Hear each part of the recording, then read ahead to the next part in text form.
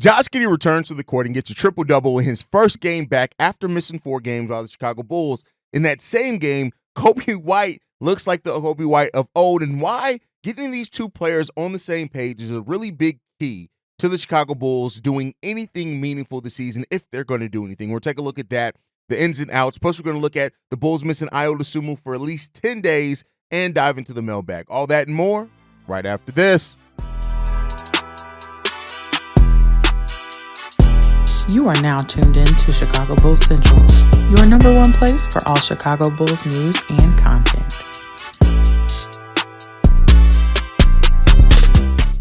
What's going on, Bulls fans? Welcome to another episode of Chicago Bulls Central, your number one spot for everything Chicago Bulls related. I'm the host here, Haize, but more importantly, you guys can follow the channel at Bulls Central Pod on every social media platform we happen to be on. With that said, let's go ahead and get into this content for today, y'all, and we're going to start it off with this, man. Josh Giddey, he got a triple-double last night, and it was a really good, active game from Josh Giddey. Even taking away the stats, I don't know how any Josh Giddey hater can look at this game and not really appreciate the performance from Josh Giddey that he gave last night. Gave effort on both sides of the ball, right, which is a big thing for Josh Giddey's effort. It comes down to effort. Josh Giddey came into the season saying that he wanted to improve and be a more two-way player. Now, I mean, some of that's going to be limited by skill, right? And it just is what it is. Some people can try. It's hard. They can only be so good when it comes to certain aspects. Josh Giddey giving effort on defense, though, especially when, he's able to use his length against other guards, getting passing lanes, using his length as well, can be a solid defender, especially against smaller guards. He's going to have some shortcomings. I think yesterday when he was switched onto Chris Middleton, for example, when, in the fourth quarter when he came in for Lonzo Ball, on the very first possession, they went to Chris Middleton, who Josh Giddey got switched on, and they scored a bucket. But Josh Giddey was giving effort throughout all that game defensively on both sides of the ball. As I said, 23 points, 15 rebounds, 10 assists, 1 steal, 1 block, only 2 turnovers from the point guard as well, and he only fouled once. Josh Giddey played about as good of a game as you can expect from Josh Giddey, and I think that it comes down to this with Giddey, is that people forget how young Josh Giddey still is. Yes, this is his 4th year in the NBA, but he's 22 years old. He just turned 22 in October towards the beginning of the season. There's basically exactly 2 years between Josh Giddey and Modest Vucevic, right? They are basically the same exact age. And so there's still a lot of growth left to do with Josh Giddey. I know, especially with the reported contract demands of, well, he's going to want upwards of $30 million has really caused a lot of fans to kind of look at it and be like, all right, what are we doing here, right? But, take that away. We've never heard that come out of Josh Giddey's mouth. We actually heard a little bit afterwards that maybe that was a little bit overstated. And it seems like the Bulls just wanted to see what Josh Giddey looks like on this team before they give him a contract extension. And we'll see what happens there. Josh Giddey keeps playing like this, he's going to get that contract extension. And it's really important for the Bulls and their offense. What does Josh Giddey help create? Open opportunities for other players. He also helps create, transition opportunities with his rebound. And he it's just important. When he snatched that rebound away from Bobby Portis, I believe it was. Somebody fact check me on if it was Portis or not. And it was able to catch a driving Zach LaVine right after that for a bucket. Like, those are the type of activity plays that Josh Giddey can make every single day. And when you look at the month of December so far, Josh Giddey's averaging, yes, he missed 4 games, but 14 points per game, basically 9 rebounds, 8.9 rebounds, 8 assists on 51% shooting from the field. Yes, he's shooting 25% from 3 in the month of December, but 51% from the field is hugely important. So it seems like Josh Giddey is finding his rhythm, and it's important that he finds his rhythm along with his backcourt mate in Coby White. Over the last 2 games, and it's a small sample size, I'm not ready to say that Coby White's out of his slump because the slump was so long that 2 games, it should take a lot more than 2 games to say that he's out that slump. But 22.5 points per game on 59% shooting from the field, 41% shooting from 3, 6.5 assists, and 2.5 rebounds. That's what he's averaging over the last 2 games, right? So while I'm not ready to say he's out of his slump, but Coby White has looked more like Coby. You know what an important part of that is as well? Over the last 2 games that we've seen Coby play better, he's averaging 18 drives per game. You know what he's averaging on the season? 10.6. And we've talked about Coby White is not this 3-point jump shooter that the Bulls offenses try to make him, where over 60% of his shots are coming from 3-point line. Coby White is a rhythm scorer. I've always said this. Coby White is not a shooter. He's a scorer. And the way that he gets into rhythm is attacking the rim. And that's something that he did early on. Coby White had 8 points in the paint in the first half of this game. And on those 18 drives that he created, we scored buckets on 56% of those. Not always him. Some of it was him dishing out. That's the different way. And last night was the way that I would love to see the Chicago Bulls offense operate more than not. It's not, not to say that they didn't shoot a lot of threes. They still did take a lot of threes, right? They still took 36 threes last night. And if you compare that to what they did last season, that would have been one of their highest nights. Yeah, they're not shooting the 45, 50 threes per game, but 36 threes last night, that's a really good number to have, right? And they hit that at almost a 39% clip. But they created from the inside out. And that's what having Josh Giddey and Coby White in the rhythm will do for you, because they both are really, really good at that, right? As far as driving and kicking, driving and creating, driving and catching move. The thing with that is that you also have to have players that are moving without the ball. And that's one thing that has really, been limited on this Bulls team since Billy Donovan has come here. We don't have a lot of off-ball movement, but that is a key to this as well. If these players are going to move without the ball, meaning Patrick Williams, Jalen Smith when he's here, Julian Phillips, Modest Bucilis, Dalen Terry, Zach LaVine, these players move without the ball, Coby and Giddey can catch him. And then you throw in Lonzo, who's another player that can distribute. And then Giddey and Lonzo are really good at feeding the big man in Nikola Vucevic and Jalen Smith when he's in there as well. That's how you can get to the most optimal version of this offense. That just running and gunning is not going to work. And we saw that last night, because when the Bulls' three-point shots weren't necessarily falling at the rate initially that they wanted them to, they went to regular basketball. They did just simple basketball things, driving and kicking, and how that creates and collapses the defense. And that's what Coby and Giddey can really do as a backcourt, right? It's not about Josh Giddey creating these open three-point shots for Coby White, which is still want to do that, right, for him and Zach. But it's about how both these guys together can handle the ball, how they have varying offensive skills, how they both can put pressure on defense by driving and open up shots for others and themselves in Coby White, right?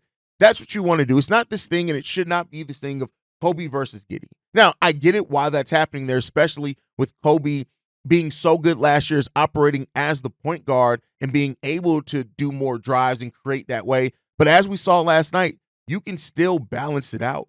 And that's what it comes down to coaching. I don't think it's a failure of these players' inability to play together. I think it's a failure of the system that the coaches put in place to create a system to balance it out, right? Whether you're staggering one or not with the bench unit. I'm not saying one of them should come off the bench, but staggering some of their minutes with some of the bench players to take advantage of what they do well. That is on coaching, and that continues to be a thing that we keep talking about, is that how Billy Donovan's coaching really sometimes limits this team, because there are pieces that it's going to take a coach to be focused on making it work and creating something that can get it to work together, but it can be. We've seen ball-dominant players be successful before, right? LeBron and Dwayne Wade were two very ball-dominant players that had to use basically their whole first year to figure out how to work together. I'm not putting Coby and Giddey on that level, but I'm just saying if it took two players the caliber of what those players are a year plus to really learn how to be optimal together, it's going to take some time. But you have to have the right coaching mindset and philosophies to get it out of these guys. And let's hope that we're starting to see that. Let's hope that we're starting to see, like Billy Donovan said before, that before Josh Giddey's injury, he felt like Coby and Giddey were really starting to kind of find their balance and rhythm together. Let's hope that that's going to be the case, because if they do find that rhythm together, it's going to be really important. And plus, when you add into the fact that Ayo, the guy who's been better with both these guys individually, right? He's been better when he's on the court. Well, Giddey's been better when he's on the court with Ayo. Coby's been better when he's in the backcourt with Ayo. We're missing him for 10 days now, right? And you look at it like Ayo Dosunmu started 17 of 30 games that he's played in so far, right? And when you also look at that, Ayo Dosunmu is part of the Bulls. Out of the Bulls, 50 most played lineups that have played 50 possessions or more together. Only 2 of those lineups have a positive plus minus, and they're both ones that include Ayo Dosunmu, right? That just is what it is. That's just the facts. That's what the numbers are showing us. And so Ayo is a really important part to getting this thing to working together. And so now, without Ayo Dosunmu out there on the court for the Chicago Bulls team, we're gonna have to really see. Coby and Ayo are gonna have to. Coby, Ayo, and Lonzo are gonna have to figure it out. And so this could be a really big part of that. But Ayo is a huge part of this team. And it's really unfortunate now that we're going to be missing Ayo Dosunmu, right?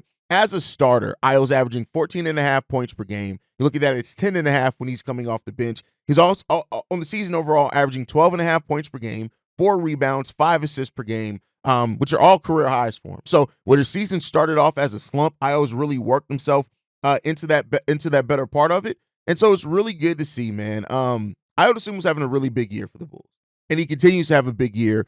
And us missing him for 5 or 6 ish games, including last night's game, it's not a huge amount of games we're going to be missing him over the course of the season. But it is going to maybe give some more opportunity, because now you're going to have to play Coby and Giddey together a little bit more. You're not going to have necessarily that safety net of Ayo Dosunmu coming in there. And so we'll see what happens there. We'll see if these guys can help and continue to grow together. We're going to miss Ayo Dosunmu. Ayo is such a good player for this Bulls team. But hey, next man up. You got to weather the storm, and we'll see if the Bulls are prepared to weather that storm. But all right, it is Sunday. That means it is Mailbag Day. Let's get into these voicemails. This one's from Shay. What's up, Haize? This is Shay. Look, man, I heard what you said about this team showing us who they are and who they really are going to be, and all the stuff people show you they are, believe them and all that, what you said in that video. But I'm here to ask you another question. Is it this team showing you who they are, or is it showing you who they're being led by? Because I've seen this team compete. And another question I want to ask you is, if we had a much better coach like maybe a Monty Williams or maybe a Wes Unseld that was leading us at the helm, do you think we would have a much better record? I believe so, because I've seen teams have bad defense and still do much better than what this team has done when it comes to execution. I just believe that it comes down to who's being led, who we're being led by, and that's Billy Donovan. I just feel like this team is showing us more of who it's being led by more than just who they are, because let's face it, who they are, I mean, we have seen this team scrap and compete with the best of them. Now, we ain't been on the winning side on most of those games, but we've seen this team actually compete. And the fact that Billy Donovan has cost us a lot of these games should tell you something. But that's just me. You may disagree. Anyway, tell me what you think. Peace. That is probably the best question, Shay, that you have ever asked on this show. And I don't mean that as a slight to any of your other voicemails. That's just how good this question is. Are the Bulls showing us who they are or who they led by? That is a great question. Here's the thing that I think. I think it's twofold, right? Yes, the personnel, a coach can only do so much with the personnel that you have. And the Bulls have some very big flaws on this team regardless, right? But a better coach is able to make more out of less for sure, right? But I think when you look at a team that's lacking size, that's lacking point of attack defense, that's lacking pick and roll defense, that's lacking rim protection, like we're missing so many things that I think any coach can only do so much. But a better coach, yes, is naturally going to be able to get theoretically better out of a team, right? And that's just the simplicity of it. Now, I do think that some of this is who this Bulls team is as well, because you have a lot of young players on this team. You got to learn how to win, right? But I do think that Billy Donovan and some of his limitations and decision-making late in games, some of his situational awareness, not really understanding always when to call the timeout. He did a really good job of that last night, though. I do think that definitely, I mean, you can't look at that and say it doesn't have an impact on how good this team is overall. But I do think that, this roster, we also got to give some credit, or not credit, but we also got to give understanding to the fact that this just isn't a great roster. I mean, it's missing, has a lot of talent on it, but it's missing some key things that really good teams have. And so there's that part of it as well. I'm not a Billy Donovan guy. Listen, if the Bulls fire Billy Donovan today, I'm not going to cry over it, right? I wouldn't shed a single tear over it. I have some questions on who they're bringing in, but I wouldn't give a shit. I think you also, just in fairness and objectivity, have to realize also where this team is severely lacking some things that teams need. I think that. But yeah, that's a great question, Shay. Great voicemail there. Let's get into this next one. This one's from Reginald. Hey, Haize, this is Reginald from Columbus, Georgia. Just calling to respond to whether or not the Bulls should keep or move on from Lonzo Ball. And I agree on several points you made. Lonzo Ball is practically made of glass. There's always an injury, and it's almost always to different places, a wrist, a back, a knee, something. But at the same time, if you can get a good deal for him, I'm not going to be mad at it. But if you're going to move, I don't want to be because the Bulls have so many guards. The real question is, do the Bulls have the type of guard who could actually be helpful on the court? Like you said, the Bulls are at their best when he's playing. And when you look at in the fourth quarter, who do you want out there? Someone like Josh Giddey, who's not going to make any defensive stops, who, if he's lucky, might hit a three every once in a blue moon in the fourth. And in truth, you got to take him out because he's just such a liability. While Lonzo Ball, you not only are comfortable with him being on the floor in the final 4 or 5 minutes, it's almost demanded by all Bulls fans. And once again, if healthy, he's consistent. Not always with his shot making, but definitely with his playmaking and with at least his defense and his threat of a 3-point shot. Right now, we got a guy like Coby White who, at this point, we just have to expect him to be inconsistent. He'll have like 1 month where he's damn near an all-star, and then he'll have 2 months where he's almost unplayable because he's always going to be average at best defensively and streaky at best offensively. So even now, you got people talking about benching him, and if Lonzo was healthier, I would agree with it. But right now, which camp I'm in, I'd rather keep him to like a 3-year deal, 1 guarantee, 1 team option, and 1 player option, anywhere from $5 to $10 million. But what's your opinion? I think that the questions that you ask is that those are the questions that you ask of a winning team, though, Reginald. Like, don't get me wrong. Yes, Lonzo has a positive impact, but let's be clear here. Out of all the positive impact that Zoe has had, we're on pace to win 34 games. So I get what you're saying as far as keeping it and even trying to knock Josh Giddey. I think Josh Giddey did a pretty damn good job in the fourth quarter and closing out last night, right? So, Lonzo has not been shooting the ball well recently, but I think it just comes down to the injuries, right? Like, regardless of anything else, like, you probably are going to want Lonzo to take a team-friendly deal or another 1-year prove-it deal, and Lonzo, with his injuries, may want more security, and the Bulls may just not be willing to give him that. I think that's what it comes down to. When we look in the world and binary thinking of, okay, this player is good, boom, we got to keep him. It's not always as simple as that. You got to look at the place where the team is at, right? Because if you're in a place where your team is just not winning, it's like, yeah, you got to see, or you're only willing to pay so much. So I can see a world, though, in which Lonzo stays here, and I can see a world in which he's very productive in helping these bench players.